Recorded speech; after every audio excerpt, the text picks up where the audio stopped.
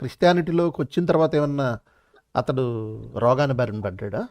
అంటే ఒకవేళ బాగై ఉంటే ప్రభు మంచోడు, అంటే ఒకవేళ బాగా అయి ఉంటే యేసు ఖాతాలో లేదా పాస్టర్మ ఖాతాలో వేసుకునేది. ఇప్పుడు అది కదా మాట్లాడాల్సింది.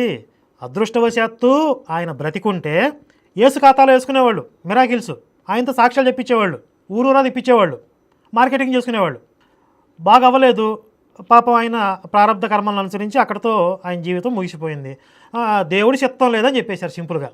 ముందు దర్శనం చెప్పింది మీరే, ఆ బలహీన సందర్భంలో ఆ కుటుంబం ఉంటే వాళ్ళ మీద వలేసింది మీరే, అద్భుతం జరిగిద్దని చెప్పి ప్రలోభ పెట్టింది మీరే.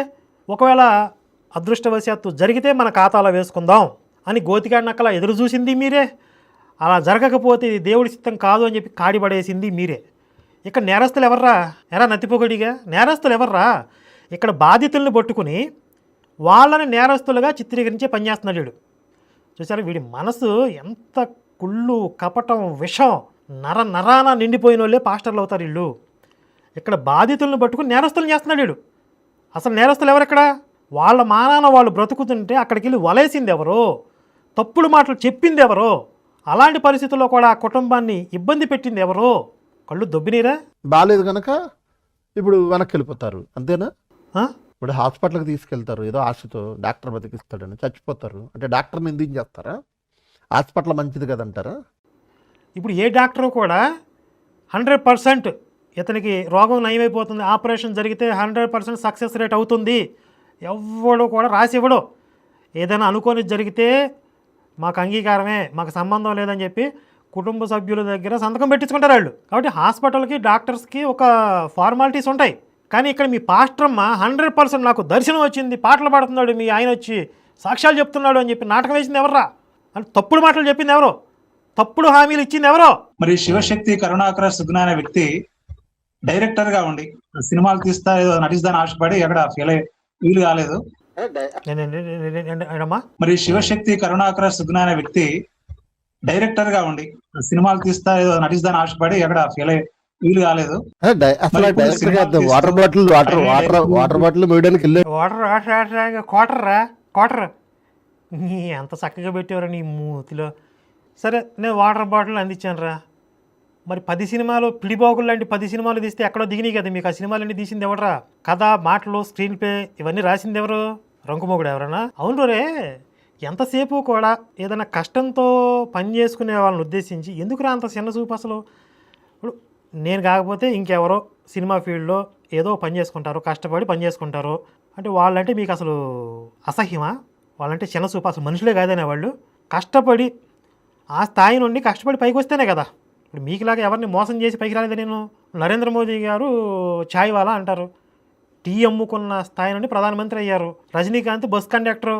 అంటే అది వ్యక్తిలో గొప్పతనంగా చూడాలి కదా.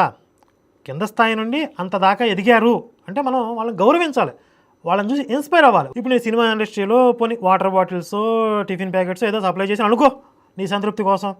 ఆ స్థితి నుండి ఇప్పుడు నేను సొంతంగా శివశక్తి ప్లాట్ఫామ్ నుండి సినిమాలు తీసి లక్షలాది మందిని ప్రభావితం చేసే స్థితిలో ఉన్నాను అంటే ఇది ఎదుగుదల కదా. దీన్ని చూసి నువ్వు కూడా ఇన్స్పైర్ అవ్వరా? ఇన్స్పైర్ అయ్యి నేను కూడా కష్టపడి కరుణాకర్ లాగా ఎదగాలి అని ఈరోజు ఒక సంకల్పం తీసుకో. ఆ గొర్రెలు బొచ్చు బీక్కి తినటం, వాళ్ళని ఎందుకు పిండుకు తినటం అది ఆపేయి. ఆ లుచ్చా పనులు ఆపేయి. ఆ లుచ్చా లఫంగి పాస్టర్గిరి ఆపేసేయి. నన్ను చూసి ఇన్స్పైర్ అవ్వండి. ఈ పాస్టర్లు అందరూ కష్టపడండి, పాలమ్మండి, పూలమ్మండి, పైకి రండి. ఈ రోజు నా స్క్రీన్ ప్లే దర్శకత్వం మొత్తం కూడా కరుణాకర్ సుగ్నానే. వాళ్ళు ఏం మాట్లాడాలా, వాళ్ళ బలహీనతలు ఏంటి, వాళ్ళ అవసరాలు ఏంటి గుర్తించి ఆర్థిక సాయం చేసి ఇలా మాట్లాడండి మీరు అని ఆల్రెడీ ముందుగానే స్క్రిప్ట్ ఇచ్చాడు. ఇప్పుడు నేను రోజుకి 500 రూపాయలు బేటా, పొద్దున్నే టిఫిను, మధ్యాహ్నం టీ ఇచ్చేస్తే ఆవిడ ఇంగ్లాండ్ నుంచి ఫ్లైట్ వేసుకొచ్చి 500 రూపాయలు తీసుకుని యాక్టింగ్ చేసేసింది అనమాట త్రివేణి. మరి ఒక మాట పబ్లిక్లో మాట్లాడుతున్నామంటే మినిమం లాజిక్ ఉండాలి, లేకపోతే మొహం మీద వస్తారు. బేసిక్ అసలు సెన్స్ ఏమైనా ఉందంటారు మీకు? అంటే ఈ మాఫియా చెప్పిస్తుంది కదా దొంగ సాక్ష్యాలు, ఆర్టిస్టులను తీసుకొచ్చి క్షణంగానే గొట్టలుగా కింద పడిపోయి గిలగిలగిల కొట్టేసుకుంటారు కదా. ఈ ఆర్టిస్టులు, జూనియర్ ఆర్టిస్టులు పట్టుకొస్తారు కదా. ఈ మాఫియా చేసే ఈ లుచ్చా పనులే అందరూ చేస్తారనుకుంటున్నారు. అంతేలే, మొత్తం ఇడిసిపోయిన వాళ్ళకి మీకు సిగ్గు శరం సెన్స్ ఏంది? నేను ఎక్కువ ఎక్స్పెక్ట్ చేయటం తప్ప. ఈ క్లిప్పింగ్ ద్వారా నేను చెప్పదలుచుకున్నది ఏంటంటే, చెప్పు. వాళ్ళది 24 ఏళ్ల క్రైస్తవ జీవితం కాదు.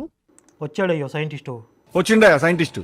24 ఏళ్ళ జీవితం కనిపెట్టేశాడు, ఏజెంటుడు, స్పై చేసాడు. ఉన్న 5 ఏళ్ళు కూడా వారు క్రైస్తవుడు ఎలా జీవించాలో అలా జీవించలేదు. క్రైస్తవుడు ఎలా జీవించాలరా?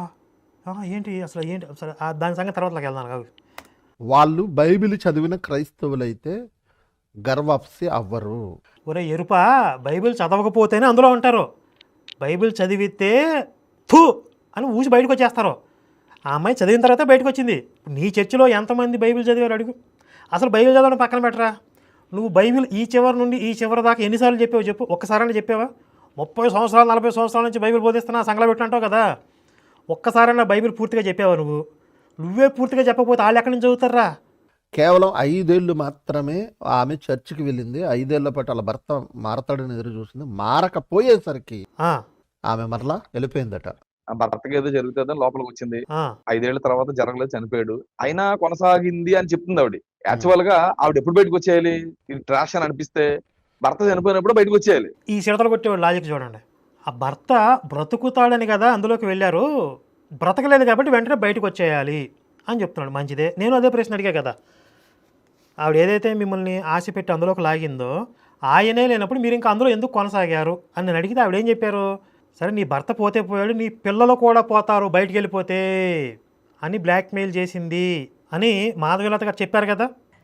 మా వారు చనిపోయిన తర్వాత నేను రియలైజ్ అయిన తర్వాత పిల్లలకి శాపం వస్తుంది, పిల్లలు చనిపోతారు, నువ్వు ఇంకా ఎవరి కోసం బతుకుతావు, దేవుడు ఉగ్రత వస్తుంది, నేను అందులోంచి బయటికి వెళ్తే పిల్లలు చనిపోతారని చెప్పింది. దేవుడు ఉగ్రత వస్తుంది నీ మీదకి, నాకు ఇలా కనపడింది అలా కనపడిందని ఇంకా నన్ను ఇబ్బంది పెట్టి. ఇప్పుడు పిల్లలకి ప్రమాదం అంటే ఏ తల్లి అయినా సరే ఎందుకు వచ్చిన రిస్కు అని ఆగిపోతారు కదా జనరల్గా. ఇప్పుడు ఎంత రాక్షస మనస్తత్వం కాకపోతే ఆ పాస్టర్ అమ్మదే, అనారోగ్యంలో ఉన్న భర్తనేమో బ్రతుకుతాడని వలేసింది, నిక్షేపంగా చక్కగా ఆరోగ్యంతో ఉన్న పిల్లలేమో చచ్చిపోతారని భయపెట్టింది, చనిపోయే మనిషినేమో బ్రతుకుతాడని ఆశపెట్టింది, మంచిగా ఉన్న పిల్లలనేమో చంపేస్తాడని చెప్పి భయపెట్టింది.